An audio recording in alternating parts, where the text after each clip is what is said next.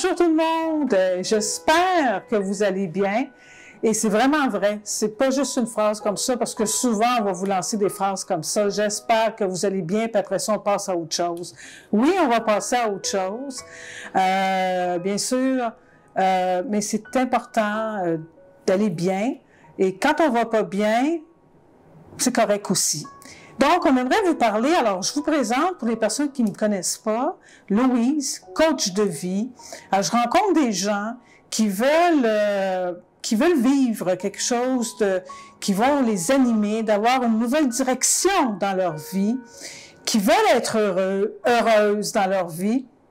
Donc, je suis là vraiment pour les accompagner, pour qu'ils puissent trouver un sens à leur vie.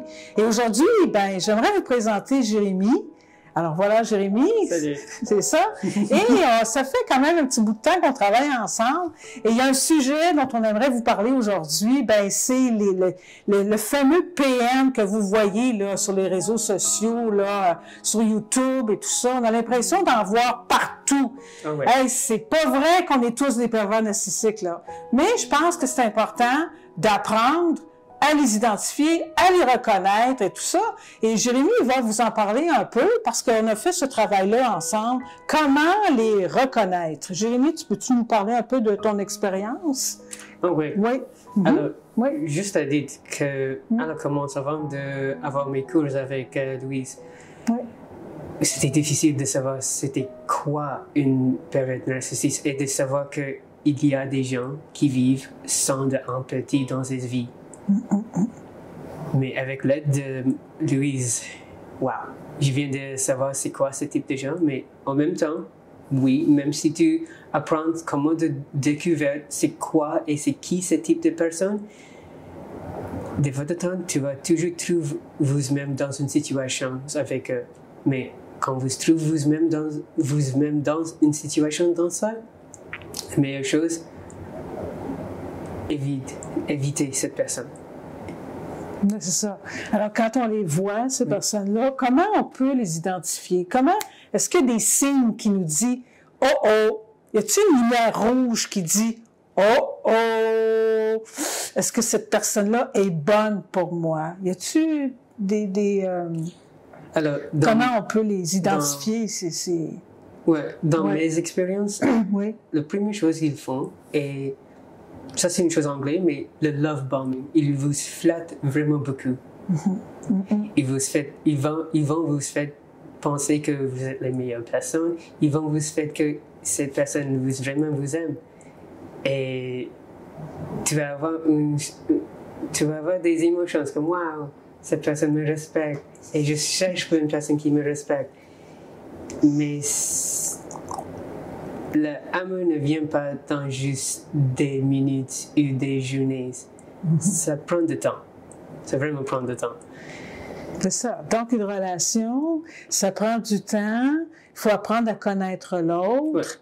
Et ce que tu dis, c'est que dès que la première rencontre, tu sais, quand on dit des fois l'expression « quand c'est trop beau pour être beau », hein?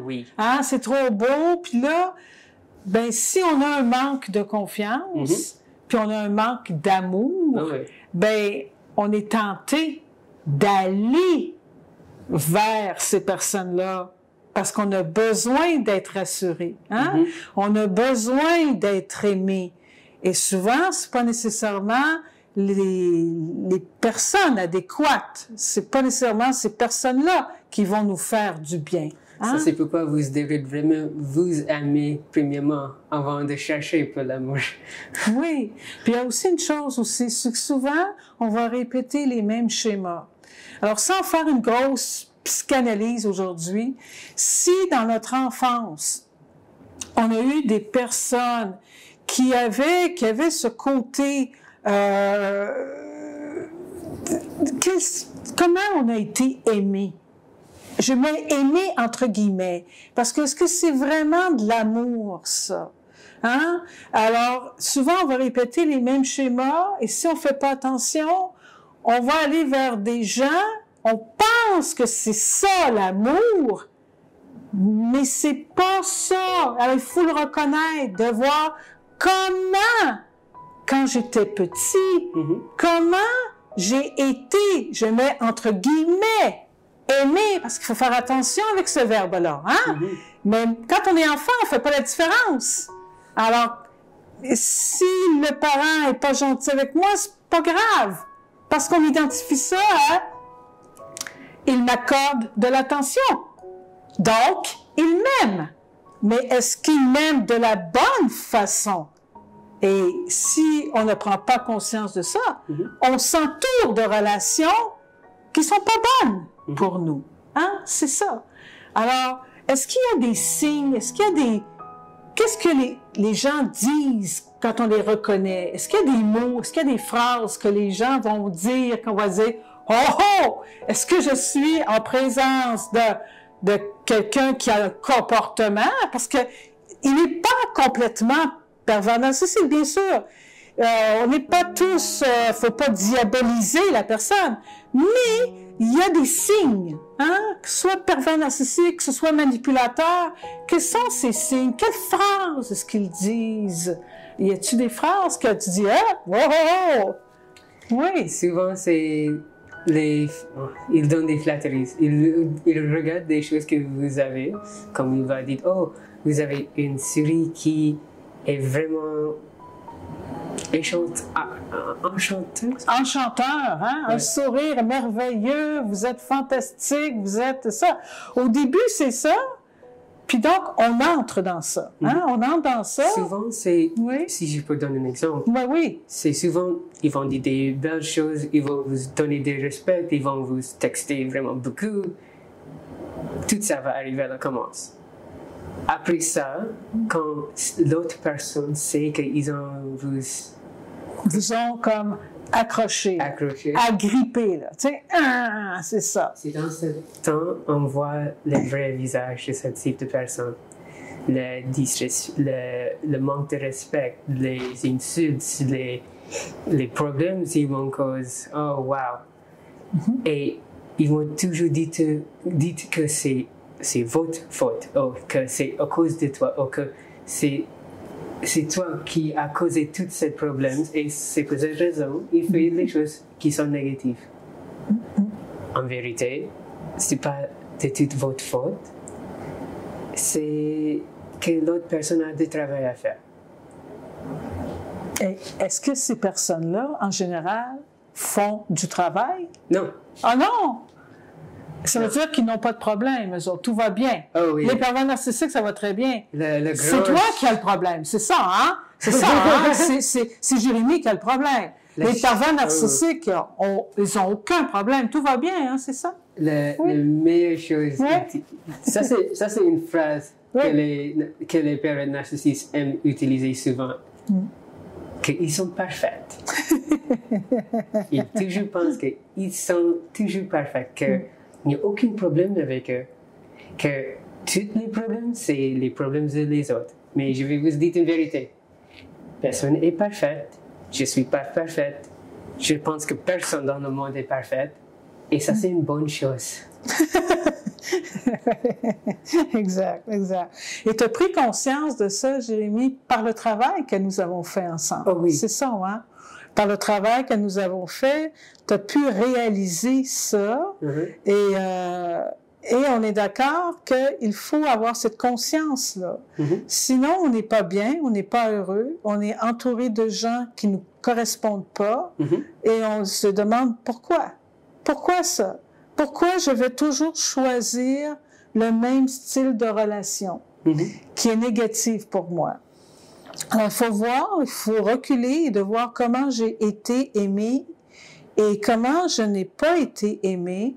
Et maintenant que je suis adulte, comment je veux être aimé? Oh oui. Hein? Comment maintenant je veux être aimé? Oh, la façon que comment Oui. je veux être aimé, juste Oui.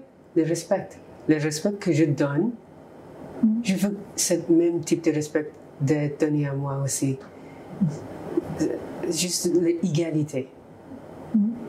Parce que le respect, c'est pas juste une route, c'est deux routes. Et si je ne vois pas le respect dans ces deux routes, on quitte cette rue totalement. C'est pas nécessaire d'être sur cette rue. Et Ça, c'est vraiment une chose difficile. Je pense que tout le monde sait ça. Quand vous êtes dans une relation avec une pervers narcissiste ou un manipulateur, c'est vraiment difficile de partir de ça. Exact. Exact, exact. Je trouve ça intéressant ce que Jérémie dit, parce que souvent, il y a des personnes qui disent « je veux bien partir, mais j'y arrive pas ». J'y arrive pas parce que c'est ça quand on parle de dépendance affective. On n'arrive pas à se sortir de là parce que on a l'impression que c'est le vide, qu'il n'y a plus personne pour nous apporter cette chaleur, hein, ce réconfort, cette assurance, hein, on pense. Mais ça, on peut le retrouver. On peut le retrouver à l'intérieur de nous. Et je vous dis que c'est pas facile. Ça prend du temps. Et de dire, j'ai tous les ingrédients à l'intérieur de moi. Si l'autre est là, on parle pas des comportements négatifs, destructeurs. Si l'autre personne qui est bienveillante, qui est respectueuse est là, c'est tant mieux. Mais si elle n'est pas là, je suis heureux, heureuse, même si cette personne n'est pas là. Et ça, c'est une chose que j'ai appris avec Louise. Parce que la chose que j'utilise quand je suis dans une situation avec une pervers narcissiste est de savoir la vérité. Ce type de gens n'a pas d'empathie. Il va montrer de « oh, je vous manque »,« oh, je veux que tu viennes », ou des autres choses qui vous touchent dans le cœur. Mais ils font ça juste parce qu'ils veulent que tu restes, parce qu'ils peuvent avoir une personne de faire mal à. Pas pour vous aimer, mais pour vous faire de mal. Quand tu sais que ce type de personne n'a pas d'empathie, ça aide. Toutes ces actions sont juste un acte. C'est juste un acte. Et pour ça, il faut apprendre à s'aimer. Alors ça, c'est vraiment la base. 2 éléments super importants. Apprendre à s'aimer et développer la confiance en soi. Quand on commence à s'aimer, on développe cette confiance-là. Parce qu'il faut pas oublier, les personnes qui ont des comportements pervers narcissiques ou manipulateurs sont des personnes qui vont provoquer. Parce qu'ils ont besoin d'attention. Parce que ce sont eux aussi des dépendants affectifs. Et c'est pour ça qu'on parle de codépendance. Ce sont des dépendants affectifs. Mais la façon dont ils vont aller chercher l'attention est destructrice. Ça détruit complètement. Mais quand vous réagissez, elles sont contentes parce qu'elles disent « j'existe ». La personne réagit. Et c'est ça. Donc, les deux sont dépendants. Tandis que l'autre personne, si elle n'apprend pas à s'aimer, elle est incapable de faire des choix qui sont bons pour elle-même. Et, Jérémie, on peut dire que maintenant, tu commences à trouver des gens qui sont respectueux pour toi. Oui. Qui sont gentils pour toi. Oui. Tu as développé tu es allé chercher des amis qui donnent le respect que je donne. Oui, hein? On parle ici de réciprocité, hein? On parle d'égalité. Vous savez, quand vous êtes dans une relation, puis il y a toujours une des deux personnes qui donne, et l'autre ne donne rien, reçoit tout, c'est juste d'un côté pour être aimé. Pour être aimé. C'est une personne qui est comme une trou noir. Oui, hein, un trou noir dans, c'est ça, ce qu'on appelle le côté quand on parle du comportement du pervers narcissique, hein, c'est vraiment un vampire, hein, qui va aller chercher tout. Alors, et toi, tu donnes parce que tu cries, j'ai besoin d'être aimé. Écoutez, si vous voulez faire un petit travail là-dessus, je vous invite à me rencontrer, Louise, coach de vie à Coaching Rive-Sud. Et on va regarder ça ensemble. Parce que l'idée, c'est d'être heureuse dans la vie. Alors, à très bientôt. Merci, Jérémie. Merci.